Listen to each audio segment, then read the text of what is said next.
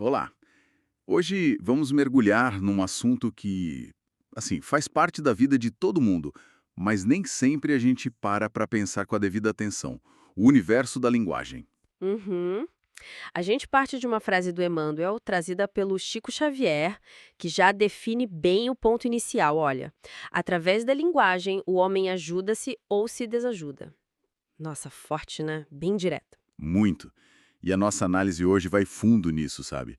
Vamos usar uns comentários sobre essa reflexão do Emmanuel, que se inspira numa carta do apóstolo Paulo, e também umas ideias mais gerais sobre o que é linguagem, afinal. Certo. A ideia é entender juntos como a nossa comunicação, de todos os jeitos, né, molda a nossa vida e a dos outros, como ela reflete o que está dentro da gente. E que dicas essas fontes dão para a gente usar essa ferramenta de um jeito assim mais positivo. Essa frase de abertura é realmente um ponto central. Ela já tira de cara qualquer ideia de que a linguagem é neutra, né? Exato. O que a gente fala, como a gente se expressa, isso tem um impacto direto, para começar, na gente mesmo. E conecta com outra ideia muito forte do material. A palavra é canal do eu. Canal do eu? Isso. Não é algo superficial, sabe, que fica só da boca para fora. Ela vem lá de dentro, dos pensamentos, sentimentos, da nossa essência mesmo. Faz sentido. E daí vem esse poder imenso que o texto descreve, né? Pode ser uma força que, tipo, constrói ou destrói, que cura ou que fere, Nossa, é uma ferramenta e tanto. uma ferramenta poderosa, sim, e a responsabilidade de como a gente usa. Bom, é toda nossa. Só de pensar nisso já muda um pouco o jeito como a gente encara uma conversa, né? Ou um texto, um gesto. Totalmente. E parece que uma das primeiras responsabilidades, pelo menos segundo o Emmanuel, é não sair por aí despejando nossas angústias nos outros. Ah, sim. O texto é claro.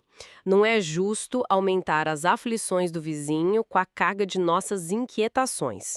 Parece óbvio, né? Mas quantas vezes, talvez sem querer, a gente acaba fazendo isso, né? Sobrecarrega o outro com pessimismo, com reclamação. Pois é. E o texto aponta consequências bem práticas disso. A queixa que desanima a pessoa que ouve, a palavra mais ríspida que funciona como uma agressão mesmo, Uhum. a fofoca, a maledicência, que só espalha confusão. É como se a nossa comunicação, quando está descalibrada, pudesse, sei lá, poluir o ambiente. Exatamente. E essa poluição pode criar um efeito em cadeia, né? Uma palavra negativa gera uma reação negativa que contamina a próxima interação. E por aí vai. O ciclo vicioso. Isso. Quebrar esse ciclo exige consciência. E é interessante ir na origem desse conselho todo. Quem inspirou o Emmanuel vem lá da carta de Paulo a Tito. Ele pede linguagem sã e irrepreensível. Ah, essa é a base então. É a base. E as fontes que a gente tem ajudam a entender o peso disso lá na época. O Paulo estava na Macedônia, escrevendo para o Tito, que tinha uma missão, olha, bem complicada. Organizar as primeiras comunidades cristãs lá na ilha de Creta. Creta? Pelo que as fontes dão a entender, não era um lugar muito fácil, não. Não mesmo. O conhecimento sobre Jesus ainda era muito novo ali. Parece que tinha resistência, costumes diferentes, um terreno bem desafiador para plantar ideias novas. Precisamente. Um ambiente onde a confiança era, assim, artigo de luxo.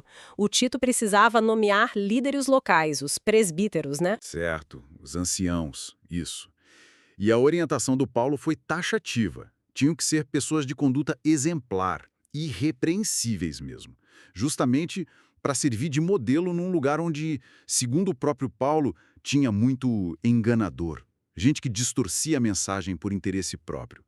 Imagino a pressão, a responsabilidade. Enorme. Nesse cenário, a tal da linguagem sã e irrepreensível não era só uma questão de etiqueta, sabe? Era vital para construir credibilidade. Era estratégica, totalmente, para passar a mensagem de forma clara, confiável, para afirmar as bases da comunidade. Tinha uma cadeia delicada aí. Paulo instruía Tito, Uhum, que orientava os presbíteros, uhum. que ensinavam a comunidade. Qualquer ruído, qualquer palavra dúbia ou mal intencionada nessa comunicação podia pôr tudo a perder.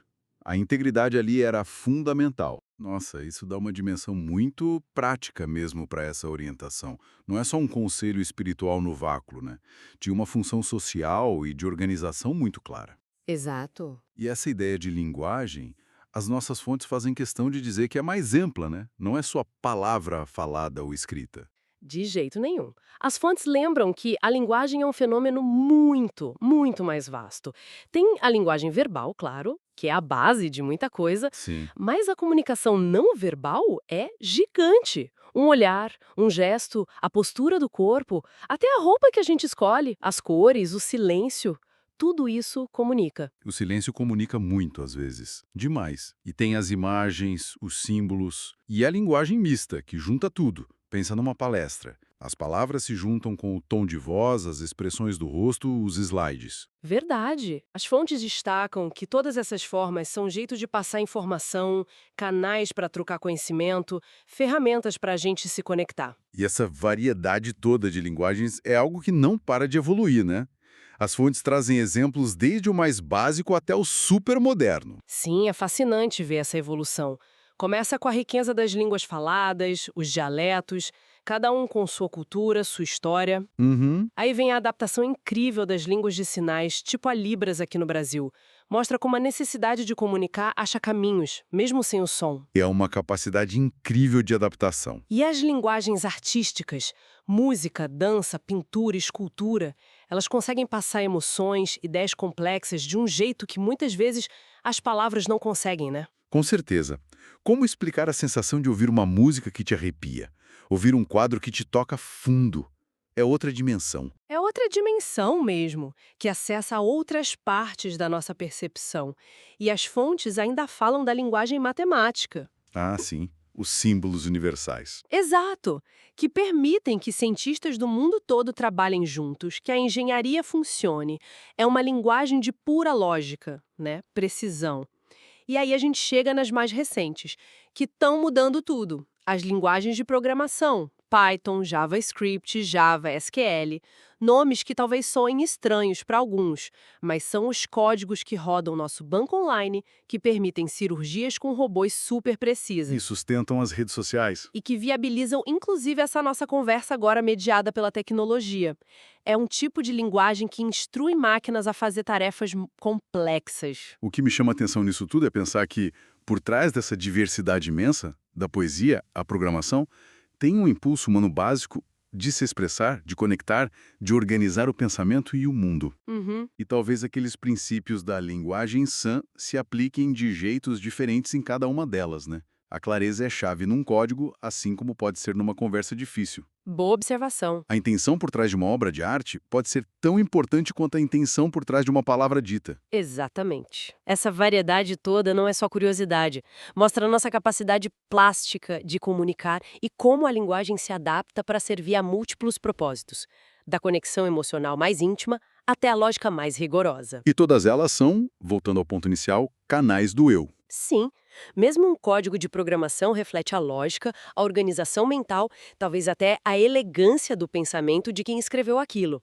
E voltando para a comunicação entre pessoas, o texto de Emmanuel detalha 3 elementos que ele acha cruciais: expressão, maneira e voz. Não é só o que a gente fala, mas o pacote completo. Isso, a forma toda. Os comentários ajudam a gente a entender melhor. A expressão seria a nossa apresentação geral, a postura física, o rosto, a comunicação não verbal que acompanha as palavras. É, como o nosso corpo fala junto com a boca. E às vezes ele grita mais alto que as palavras, né? Verdade. Se a gente fala tá tudo bem, com o ombro caído olhando para baixo, qual mensagem fica? A expressão é essa coerência. Ou a falta dela. Depois vem a maneira. Aí entra a clareza da mensagem, seu objetivo, adaptar o discurso para quem está ouvindo a gente não fala igual com uma criança e com um especialista, certo? Claro. E um ponto-chave, a escuta ativa. Comunicar não é só despejar informação, é saber ouvir de verdade, prestando atenção, tentando entender o outro lado. Essa escuta ativa é um desafio e tanto hoje em dia, né? Com tanta pressa, tanta interrupção, mas é essencial para uma comunicação que conecta de verdade. Fundamental. A maneira é sobre essa adequação e a troca na conversa. É pensar não só no que eu quero dizer, mas como o outro vai receber e como a gente pode construir um entendimento juntos. E por último, a voz. Não só o som, mas a articulação, o tom que pode mudar tudo numa frase, a intensidade, o ritmo. É a musicalidade da fala, né? A capacidade de usar a voz para passar nuances, emoções, de forma equilibrada. Uma voz muito estridente ou muito monótona pode estragar a melhor mensagem. Sem dúvida. Esses três expressão, maneira e voz são tipo a embalagem da nossa comunicação. Podem valorizar o conteúdo ou podem detonar ele. E o texto de Emmanuel faz um alerta bem sério sobre isso.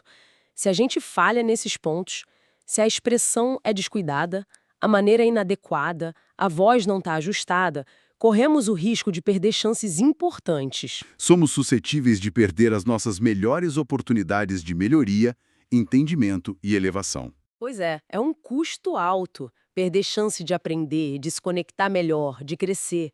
Tudo por falha na forma de comunicar. Isso nos traz de volta aquele conselho principal de buscar o equilíbrio. Exatamente. Paulo pede uma linguagem sã e irrepreensível, e Emmanuel comentando alerta sobre os extremos.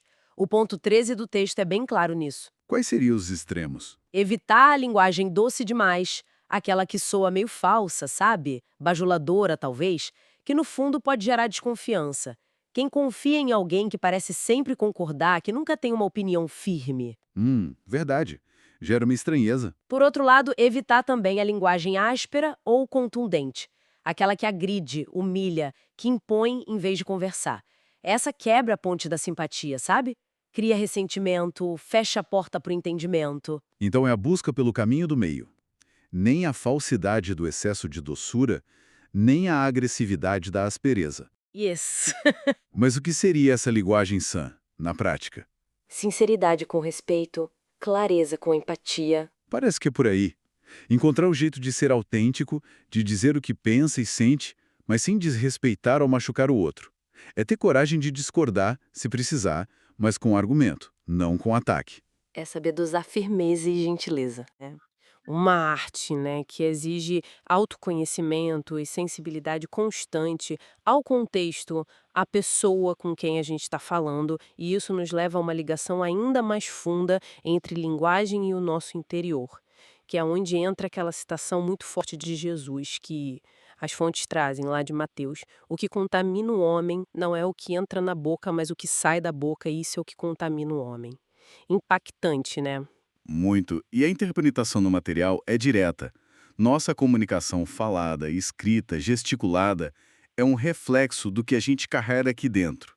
É como se a boca ou as mãos no teclado, os gestos, fossem só o ponto final de um processo que começa no coração, na mente. Uhum. Nossas palavras revelam nossos pensamentos de sempre, nossos medos, preconceitos, mas também nossa bondade, paciência, sabedoria. Se a comunicação está contaminada com coisa negativa, crítica destrutiva, falsidade, isso indica que a fonte, o nosso interior, está precisando de atenção. Exatamente. Precisando de limpeza, de transformação. A linguagem vira quase um diagnóstico do nosso estado espiritual, emocional. Uau! Isso coloca a responsabilidade num nível bem mais alto. Não é só sobre falar bonito ou ser educado. Não mesmo. É sobre cultivar um estado interior que naturalmente se expresse de um jeito saudável, construtivo. A comunicação vira um espelho e, ao mesmo tempo, uma ferramenta de autoconhecimento, de reforma íntima. Perfeito. Como o texto diz de forma bem curta e grossa, a comunicação expressa de fato o que tem dentro de cada pessoa. É esse termômetro interno e, ao mesmo tempo, o leme que guia nossas interações. E o interessante é que as fontes sugerem que essa necessidade de comunicar de forma consciente, equilibrada, não fica só entre nós humanos. Ah, sim, tem essa parte curiosa. O texto menciona explicitamente a comunicação com animais de estimação e até com máquinas. Sim, isso me chamou a atenção. Como o jeito que a gente fala com o nosso cachorro, nosso gato, ou até como a gente interage com assistentes virtuais, sistemas, Uhum. também reflete algo sobre nós e pode ser um campo para a gente aprender. Talvez a paciência ou a falta dela que a gente tem com um comando de voz que não funciona. Ou o carinho ou a brutalidade com que tratamos o animal. Exato. Isso diz muito sobre a nossa linguagem interna, né? Diz muito. A comunicação se expande para todas as nossas relações com o mundo ao redor, vivo ou não. A busca por uma melhor vivência e a evolução, como diz o texto, passa por aprimorar nossa capacidade de interagir de forma mais consciente, respeitosa em todas essas áreas. A linguagem, em todas as suas caras, é o fio que conduz isso. Então, a grande mensagem que fica dessa nossa análise das fontes é que a linguagem seja uma palavra dita baixinho, um código de computador, um gesto de afeto ou uma pintura, é bem mais que só um jeito de trocar informação. Muito mais. É uma força poderosa que nasce do nosso ser, que molda nossas relações, que constrói ou destrói realidades. É uma força mesmo. Precisamente. E o convite que está implícito em tudo isso, tanto nas reflexões de Emmanuel e Paulo, quanto nas que ampliam o que é linguagem, é para a gente usar essa ferramenta de forma cada vez mais consciente, equilibrada e intencional. Um uso que não só evite o tal do desajuste, mas que ativamente ajude a nós mesmos e aos outros a construir pontes, a entender melhor, a curar feridas e a impulsionar a nossa evolução juntos. A responsabilidade é grande, mas o potencial de transformar também é imenso. Isso nos deixa com uma provocação final para a gente pensar, né?